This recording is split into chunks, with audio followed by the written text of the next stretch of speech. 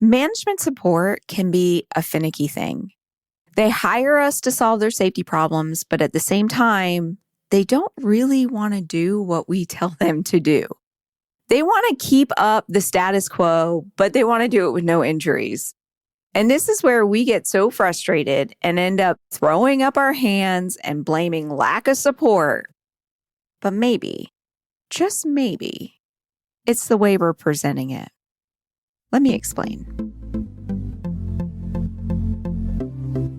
Hey there, safety friends. Welcome to the Safety Geek podcast. I'm Bryce Sargent, CSP and 20-year safety professional. After spending years training safety leaders across the globe for a large corporation and creating safety programs from the ground up over and over again, I am now sharing my processes and strategies with you. At the Safety Geek, you will learn how to manage an effective safety program that increases your management support and employee engagement, all the while helping you elevate your position and move up in your career. If you're ready to step into the role of a safety influencer and leader, you're in the right place. Let's get to it. Hello, my safety friends. Today, I want to share with you 2 different approaches to getting management support and how it turned out for these 2 different safety professionals. So when we see a safety hazard, we know exactly how it should be addressed. We know the best way.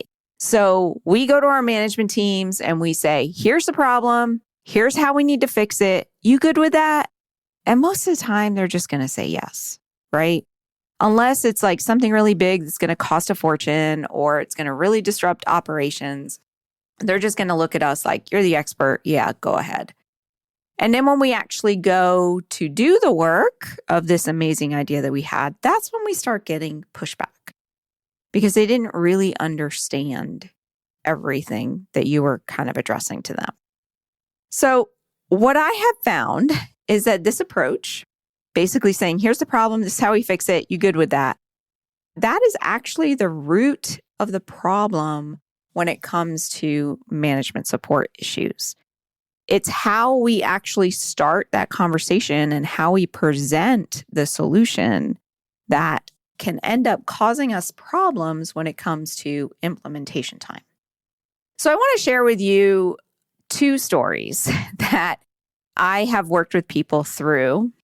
Of course, I entered the story at different stages, but here's the problem that 2 of my clients were facing. Now, let me just set the stage a little bit because they are from different industries. So one worked for a transportation company and he was a regional manager of a transportation company. So he's dealing with people like all over the country. And the other is a safety manager at a manufacturing site. So he's a lot closer to the people that this affected. Okay. Now, what both of them were having were compliance issues. They just could not seem to get their management teams or their employees actually following the policies and procedures. And they kept writing new policies and procedures and implementing them, but then nobody would follow them. And when you root cause it out, it's actually an accountability issue because we as safety managers can't hold people accountable because we don't have authority over them. But the people that have authority over them don't hold them accountable. So when you go to the management team and you're trying to work on accountability, the very first thing that they want to make sure is that the people they're holding accountable are properly trained. This is actually an entire lesson in Safety Management Academy because it's so important. Because so many people don't understand where accountability comes from and how to have accountability. Not just in safety, but in anything. So there's actual steps and processes that you have to have in place in order to have a strong accountability foundation. So check out Safety Management Academy if you want more on that. I even have a whole training in there that you can use to train your management team on. But in this case, both of these leaders understood that we need to make sure the people are properly trained so that way the management team can hold them accountable. So they both needed to implement a training program. And if you've taken my free course, so just go to thesafetygeek.com/free course, I think is the website. you know that I prefer to make chili over bean dip, right? I prefer in like telling them the whole thing and giving them my dream vision for safety. So this is technically what my safety manager number 1 did. He had a vision of how he wanted this training program, and he created this really elaborate training program that included multiple training courses over a 90-day period. And it covered every single aspect of the job in detail. Like, if you went through this training afterwards, you should, if you paid attention during the training, you should be able to do your job as a supervisor perfectly. You should know all the compliance issues, all the safety issues related to your job. And you should have references to go back to and all of that. It was beautiful. So he presents it to his team and they ask a couple of questions, but honestly, he's the expert. This is what you say that we need. And they were like, hey, if that's what needs to be done, go ahead and do it. And because he is a regional over a large area, it's much easier to implement something that is self-paced, that is online, because, I've done it before. I've actually traveled to 22 different locations and delivered the same training probably 40 times. That's exhausting. So now in this day and age where computers are readily available and online learning management systems are great, you can easily just do online training. There's downsides to online training though, right? And we're not going to get into that here. That's a whole caveat I could end up going down. Anyway, he does his training. It's online. It's self-paced. He gave them 90 days to complete the training. And the courses were given to them in like an order. So they had multiple courses to go through. But it's like, hey, in your first 30 days, do these. Within 60 days, do these. And within 90 days, do these. So that way they were always taking the most important courses first to the last. So that was the plan. And then they go about spending hours, they meaning him and his team, they go about spending hours creating the training, investing in an LMS, a learning management system, scheduling the training, monitoring the training, really doing everything they can. Like this was their big project, training. And then at 90 days, what they found was that less than 10% of the staff actually finished the training.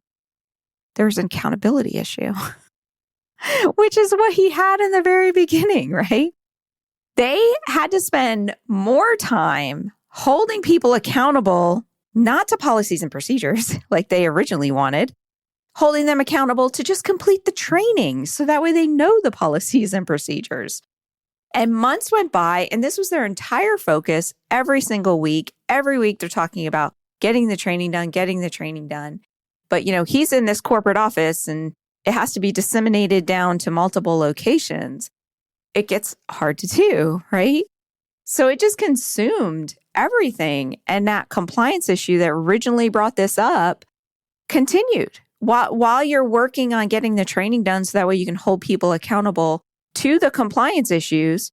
Those compliance issues continued, despite the fact that more and more people were getting trained and despite the fact that there was more understanding of the compliance because we were focusing on training. That's all that people cared about. And this is where I stepped in. And I said to him, I was like, well, the problem is that you walked in and said, here's the problem. Here's the solution. This is what we need to do.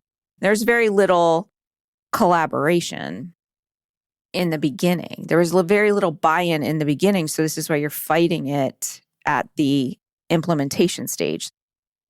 Another thing I teach in Safety Management Academy is that you have to start with the right foundation so that way it takes you longer in the beginning, but your implementation is so much easier and so much quicker. And it was that problem in the beginning that was causing what was happening now. So before we talk about his response to all of that, let me talk about safety manager number 2. Remember, this is the person that was managing a manufacturing site. So yes, it's a little bit easier for this client because he is literally like face to face with the people. They're all within, a complex. Okay. So his training program, the way that he approached it, I had him start off with creating an ROI. So what is going to be the return on investment of this training program? And that return on investment, which could be like, what return does the company get based on the improved compliance, right? That determines his budget for the training. So instead of just creating an elaborate training program, it was like, no, what is our budget? So that way we know what our budget is. Next, he went to the department leaders and discussed what training they needed to see. Maybe it was safety related, maybe it was something else. Maybe he can combine what they needed with what he was doing to impact their goals as well. And this would help increase his budget because now it's not just an ROI for safety, it's an ROI for efficiency or productivity or quality, right? So that increased his budget for the training. And he wanted the accountability to start as soon as possible. So he understood that there was a lot of training that needed to be done, but if he spread it out too far, that was waiting for the accountability piece that was the whole goal of this training, right? So he wanted that to start as soon as possible. So that meant the training need to be completed as soon as possible. And this gave him a time constraint. So now he has a budget and he has a time constraint. Then he discussed the timing with the management team to determine when they could do the training and how much time he could take from the employees to do the training. This determined the best approach for the training, which actually ended up being a hybrid, partially computer-based and partially in person. And then when he presented it to his team for approval, he reviewed the entire process. I discussed it with this person and this person. This is the impact it will have. This is the return on investment that it will have. So it wasn't just about accountability, but it was how many dollars this training is adding to the bottom line, not costing the company, but adding to the bottom line. And then he asked for the funds and the time to go ahead. But he also said during his presentation, he goes, there are other choices. This is what I'm recommending, but here are 2 or 3 other choices that you could do as well. Putting it all online, spreading it out, for a longer period of time, doing live training versus self-paced.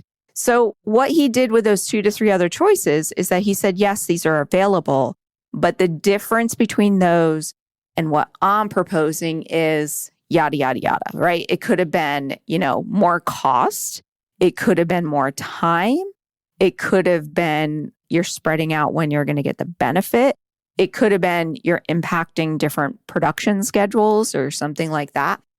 So he did give them choices, which is something I'm a huge advocate of. But at the same time, he fully explained his whole thing. So with safety manager number 2, he got his training completed within 30 days. 100%. The entire staff was trained. But on top of that, he had a program in place for any new supervisors coming along for them to go in through that training as well. And he was very quickly able to move on to the next thing, which was his accountability piece for the policies and procedures. So then he could train his management team on accountability, and then he could start monitoring that they're actually holding them accountable to the programs. So the difference is that the training got lost with safety manager number 1, not the training got lost, the accountability piece got lost because they just switched their focus from, hey, we're having this compliance issue to we're having a training issue. Where safety manager number 2, because he got all the support he needed because he asked in the right way, presented his idea in the right way, and got it to fit the company's schedule prior to just asking for what he wanted, he was able to get his completed and then easily move on to the next thing.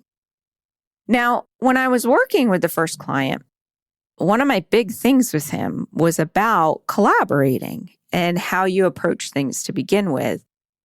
And my big thing is offering 2 to 3 different suggestions and letting the team decide, or even asking the team for their opinion first. And his response to me was that, no, they expect me to come to them with the answer. They expect that. That's why they hired me. They've literally said to me, why did I hire you if you're asking me how to solve the problem? And that is where the approach of safety manager number 2 works really well. He did collaborate, but at the same time, he went into the meeting with a solution and said, this is what I want to do, but here are some other options. So it's a nice little combination of the 2 to actually fend off when you have those management teams that they give you that, I call it like an artificial authority trap, that they make it feel like you have the authority to make the decision and that they respect you as a subject matter expert. And they go, yes, we're going to do your idea. But then when you go to implement it, there's no accountability. And then there's no support because there is no accountability. So it helps kind of soften that and make it a little bit better. And doing things quickly with those types of management teams is extremely important. When you spread things out over 90 days or 6 months or something, they lose interest because business works very quickly and they're already moved on to the next thing. So even though we are the subject matter experts, when you are asking for changes, your management teams want to know that you've considered all the aspects, that you have taken all the stakeholders into consideration in your decision-making process. So yes, you can still be presenting as that subject matter expert with the best idea for this problem, but you have to communicate your process in coming to that decision. It can't just be, I talked to the Safety Geek and she said this was the best thing to do. It has to be that you talked to your team and that you did a team approach and that you considered the unique stakeholders at your organization. Now, like I said, I'd much rather provide them with choices and have them make a choice. So I really like to build out the 2 to 3 choices, pros, cons, return on investment, and let them decide. But sometimes there is just like one choice. Like in this case, we have to get this done. We have to get accountability in place. I'm not going to waste 6 months training when I can get it knocked out in a weekend. But when you're sitting in a situation where you are expected to tell them what to do, how you present it does matter. So keep that in mind. It's not about you. It's about getting the support, because not just the approval, because you'll likely get the approval. You need to get the support for your implementation. And you need to show a return to get them truly on board. If they do not see the benefits of what you're wanting to do, it's going to be really hard during the implementation stage. Okay. So that's what I got for you today, my safety friends. I hope that you found that useful. If you did, if you get a lot out of this podcast, and I want you to go to thesafetygeek.com/review. And I have lots of different options for you to leave a review of the podcast, of the Safety Geek, of any of our resources. So choose what works for you. Leave a review, leave a recommendation. I would truly appreciate it. And I hope that you have an amazing rest of your day. Bye for now.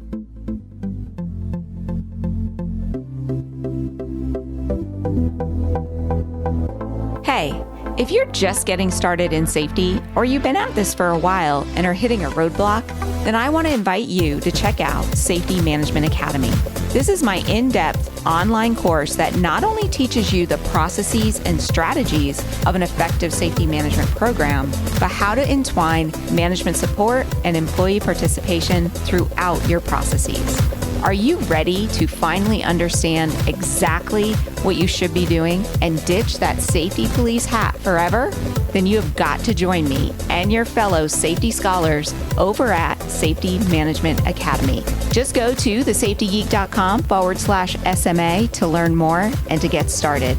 That's thesafetygeek.com/SMA. And I will see you in our next students only live session.